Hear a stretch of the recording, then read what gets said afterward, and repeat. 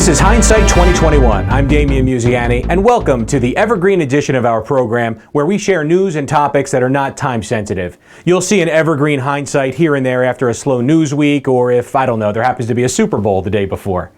Leading off at the top is the bottom of the world. Did you know that Antarctica has its own lost and found system? Paul Grisham misplaced his wallet there in 1968 while serving at a Navy weather station, and he finally got it returned to him 53 years later. Paul is 91 now and must be so relieved to get back his driver's license that expired during the LBJ administration and his beer ration punch card.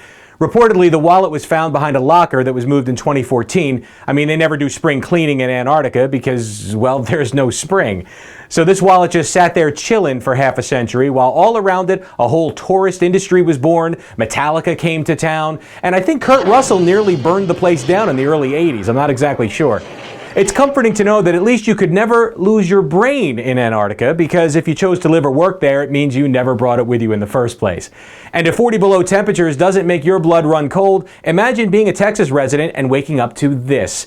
You're looking at an actual Amber Alert that was sent out 3 times in the Lone Star State, claiming that Chucky, the homicidal doll from the Child's Play movies, abducted his doll son Glenn and I guess went out on the road doing ventriloquist shows together or something. There's a lot to unpack here. So does that mean Glenn is the son of Tiffany Valentine from the Bride of Chucky sequel? If so, I'd abduct him too. She's got to be the worst mother in the world. Isn't she out in Vegas playing poker all the time? The Texas Department of Public Safety apologized and said that the Chucky alert was a malfunction of a system test. Moments later, though, the department then released a silver alert for the elderly Muppets Statler and Waldorf, who allegedly tumbled from their balcony and were last seen stumbling down Sesame Street. And if all this isn't enough to convince you of the coming apocalypse, word from the Caribbean is that Jamaica has run out of weed. Seriously. Marijuana harvesters outside Kingston say that heavy rains followed by drought has devastated the country's ganja farms. In 2015, Jamaica legalized pot in very small quantities, but the government there continues to destroy illegal farms, driving up costs even further.